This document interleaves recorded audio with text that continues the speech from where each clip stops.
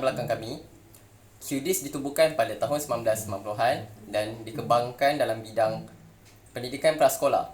Di QDIS, anak-anak terinspirasi untuk meneroka, membuat dan berinteraksi sambil membina asas yang kuat untuk masa depan mereka.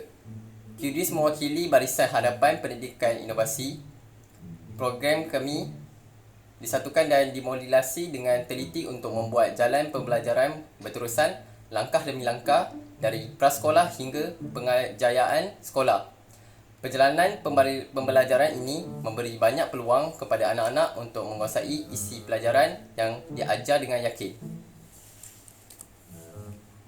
Okey, untuk organisation chart, CEO adalah Muhammad Amir bin Razali dan GM adalah saya, Aiman Hakimi bin Ramadan, dan FO Nur Amirul Fidaus bin Nur Muhammad Zahid. MO saya juga, Aiman Hakimi bin Ramadan. OF adalah Muhammad Alif Haikal bin Aris. Okey, untuk visi kami pula untuk menyediakan program pendidikan berkualiti bertaraf dunia untuk perkembangan dan merealisasikan ekonomi pengetahuan global untuk memperkasakan minda muda di peringkat global untuk menjadi yang terbaik. Misi pula, kami sentiasa berusaha untuk menjadikan pembelajaran cerdas, inspirasi, menyeronokkan dan kreatif untuk kanak-kanak. Bahagian penyelidikan dan pembangunan kami adalah meneraju inovasi produk dan kecemerlangan perkhidmatan bekerjasama dengan rangkaian global rakan kongsi kami yang berdedikasi dalam pendidikan. Okey, selepas Aiman Hakimi membentangkan, kini saya akan menerangkan mengenai matlamat. Matlamat kami adalah untuk berusaha menanamkan nilai cinta kepada kanak-kanak dan kami percaya bahawasanya kekuatan cinta paling berkesan dalam memotivasi kanak-kanak untuk belajar. Apabila kanak-kanak suka belajar, mereka akan menjadi yakin dan menjadi seseorang individu muda yang tidak akan takut untuk meneroka dan menemui cakrawala baru. Okey, seperti yang saya telah paparkan, kedai kami terletak di berdekatan dengan kedai Guardian dan juga berdekatan dengan RHB Bank. Okay, dari segi produk pula, kami akan menyediakan buku, pakaian, pensel dan juga makanan. Okey, dari segi rancangan pula, kami akan mendidik kanak-kanak untuk mengenai huruf serta mengira dan juga kami akan mengajak perkara yang berdisiplinkan. Okey, dari segi proses pesanan, anda boleh kontak kami dari segi atas talian tak pun secara panggilan. Okey, saya akan menerangkan tentang konsep 4P. 4P adalah produk, promosi, price dan place. Produk kita menyediakan prasekolah dan jagaan harian. Seterusnya, promosi kami akan melancarkan di setiap platform seperti radio, televisyen, poster dan juga website. Seterusnya, price bulanan. Kita menggunakan RM350 untuk pagi dan tengah hari sahaja.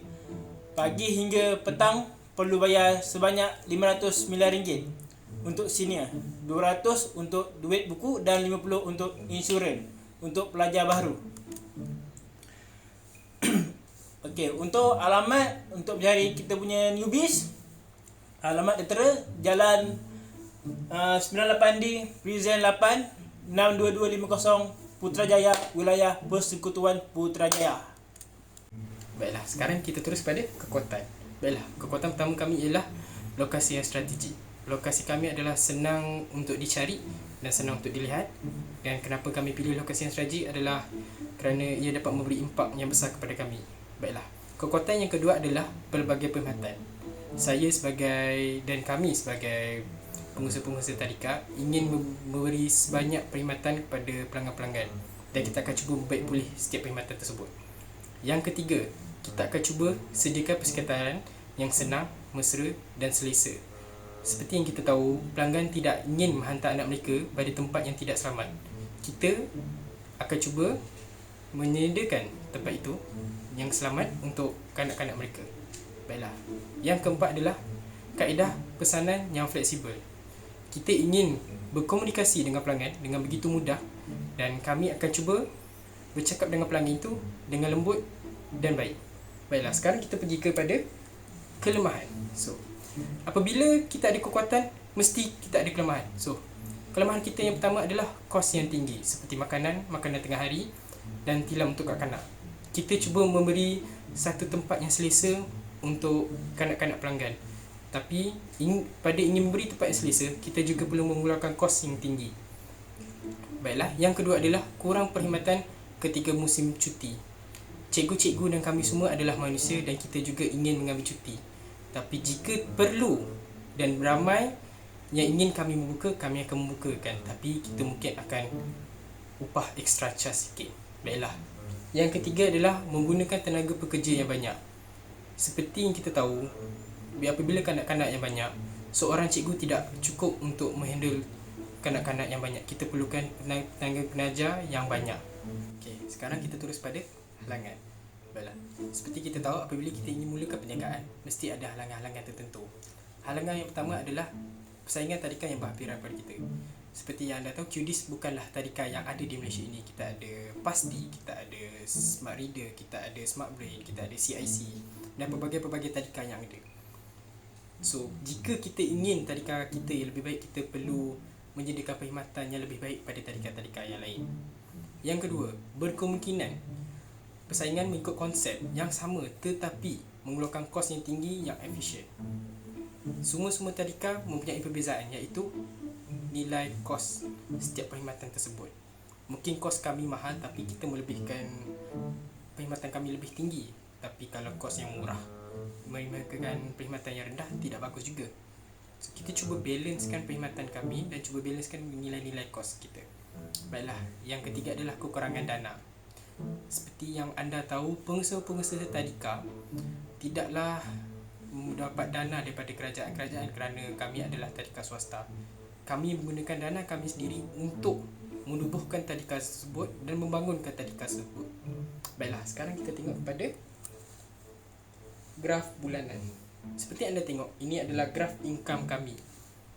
Anda boleh tengok graf kami agak naik, agak turun kerana banyaknya nilai bermain di kos suplemen. Ada parents yang ingin membuatkan birthday party ataupun parti-parti merdeka, mereka menyumbangkan sumbangan, maksudnya bermain di situ. Dan ada juga parent yang ada yang tidak menghantar anak mereka sehingga petang. Maybe mereka hantar sampai Januari, Februari, tapi March mereka tidak hantar. So sebenarnya anda boleh tengok di graf di sini, Januari kita agak tinggi, tapi apabila Februari kita menurun, sehingga April kita mendata. Sampai Mei kita agak naik sedikit dan agak sama di situ, naik hanya sedikit. Sehingga ke Julai kita turun. Dan di Ogos kita mendapat sedikit keuntungan dan naik sekali mendadak pada September, dan di Oktober kita turun mendadak sehingga stay pada November dan Disember. So sekarang kita tengok graf outcome. Graf outcome ni kita boleh tengok bagaimana graf income, begitu juga rupa graf outcome. Kita boleh tengok Januari, Februari dan March, sumber outcome kami agak mendata kerana kita cuba cut cost balance daripada income dan outcome. Kita tak nak melebihi. Kita tengok kat sini juga, graf ni semua agak mendata. Hanya 2 bulan sahaja naik, iaitu April dan Ogos. So sekarang kita tengok graf untung dan rugi. So kita boleh tengok graf untung dan rugi. Pada bulan Januari kita naik dan kita terus menurun. Kenapa di sini bawah kita menurun adalah kerana kami adalah tadika yang baru operasi. Mungkin ada sedikit kekurangan di tadika kami ingin menambah baik. Maka kami menggunakan semua sumber income kami, dan malah kita menggunakan duit dana kita sendiri untuk membaiki tadika seperti pipe bocor ataupun tambahan kerusi, tambahan katil untuk pelajar tidur. Apabila semua dalam keadaan stabil, seperti anda boleh tengok di bulan April, dana kami, untung kami agak meningkat berterusan kepada bulan Jun hingga ke bulan Julai. Dan di bulan Ogos graf kami agak menurun sedikit kerana kita ada buat outing pada masa itu, iaitu pergi lautan ke Kidzania, dan di September kita menaik sedikit kerana kita juga mengutip dana-dana untuk foto. Dan di bulan Oktober kita menurun kerana pada bulan-bulan itu silibus pelajar dah habis dan banyak-banyak pelajar hanya datang untuk bermain kerana ibu bapa mereka masih lagi bekerja. Dan di bulan November kita boleh nampak naik. Kenapa di bulan November dan Disember menaik? Kerana bilangan pelajar yang hantar agak kurang dan bilangan untuk kami mengeluarkan untuk membeli barang makanan dan selainnya agak kurang, seperti elektrik apa semua.